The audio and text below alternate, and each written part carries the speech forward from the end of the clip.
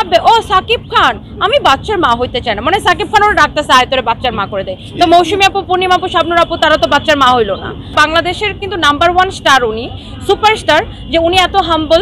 আসলে আমরা আসলে নেগেটিভিটিটাকে এত বেশি ভাইরাল করি, মনে করে আরে ওনার নাম নিতে পারলে আমি একটু ভাইরাল হব। এটা আসলে অনেকের টেন্ডেন্সি থাকে যাদের আসলে নিজের মধ্যে গুণ নাই, যারা আসলে বেগুন, তারা আসলে অন্যকে পচায়া ভাইরাল হতে চায়।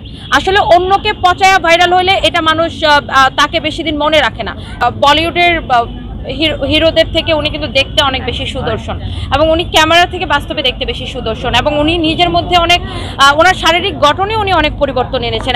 এবং আমি যদি ভবিষ্যতে প্রযোজক হয়, ডেফিনেটলি আমি শাকিব খানকে নিয়ে কাজ করব। নেক্সট শাকিব খানকে নিয়ে আমরা আরেকটা লন্ডনে প্রোগ্রাম করছি, ডিসেম্বরে এটার প্রেস কনফারেন্স করবো ইনশাআল্লাহ।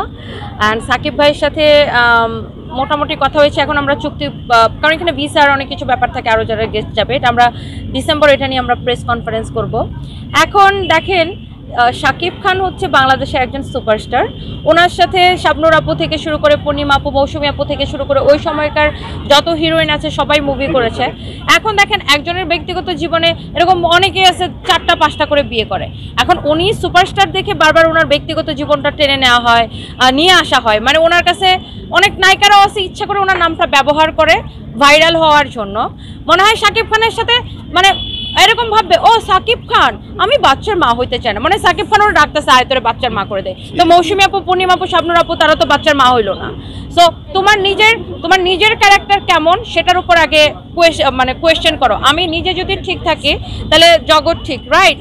সো মেয়েগুলা তো যা মানে এখন গায়ের উপর পড়লে ওনার তো উনি স্টার, উনি সবার, আমি শাকিব খানকে যতটুকু দেখেছি উনি অনেক হাম্বল একজন মানুষ, জেন্টলম্যান, অনেক মিশুক, এবং থাকে না যে অনেক স্টারদের মধ্যে অহংকার বলে একটা ব্যাপার থাকে, ওনার মধ্যে ওই জিনিসটা নাই। এবং অর্গানাইজার হিসেবে উনি আমাদেরকে যথেষ্ট সম্মান দিয়েছে। আমি আমার বান্ধবী মালা, আমরা দুজনে মিলে প্রোগ্রামটা করেছিলাম।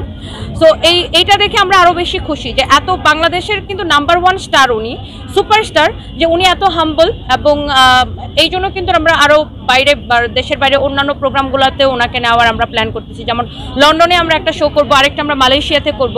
সো দুটাতেই ওনাকে নেওয়ার আমরা প্ল্যান করতেছি। সো আমরা আসলে নেগেটিভিটিটাকে এত বেশি ভাইরাল করি, মনে করে আরে ওনার নাম নিতে পারলে আমি একটু ভাইরাল হব। এটা আসলে অনেকের টেন্ডেন্সি থাকে যাদের আসলে নিজের মধ্যে গুণ নাই, যারা আসলে বেগুন, তারা আসলে অন্যকে পচায়া ভাইরাল হতে চায়। আসলে অন্যকে পচায়া ভাইরাল হলে এটা মানুষ তাকে বেশি দিন মনে রাখে না, যে নিজের গুণের জন্য ভাইরাল হয় তাকেই মানুষ মনে রাখে।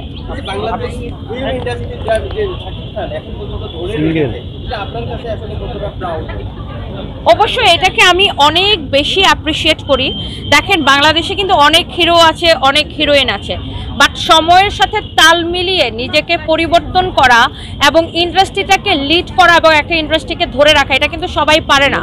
প্রত্যেকটা ইন্ডাস্ট্রির মধ্যে দেখেন আপস অ্যান্ড ডাউনস থাকে। সো উনি আগে থেকে নিজেকে এখন অনেক বেশি আপডেটেড করেছেন, এবং উনি আমি দেখলাম যে আমার কাছে মনে হয় যে আমাদের যে বলিউডের হিরোদের থেকে উনি কিন্তু দেখতে অনেক বেশি সুদর্শন, এবং উনি ক্যামেরা থেকে বাস্তবে দেখতে বেশি সুদর্শন, এবং উনি নিজের মধ্যে অনেক ওনার শারীরিক গঠনে উনি অনেক পরিবর্তন এনেছেন। এবং ওনার এই যে প্রিয়তমা যে মুভিটা বের হলো, সেখানে উনি ওনার অভিনয়ের যে দক্ষতা দেখিয়েছে, আমার মনে হয় যে ওনাকে নিয়ে আরও ভালো ভালো কাজ করা সম্ভব, ইন্টারন্যাশনালি আরও অনেক কাজ করা সম্ভব।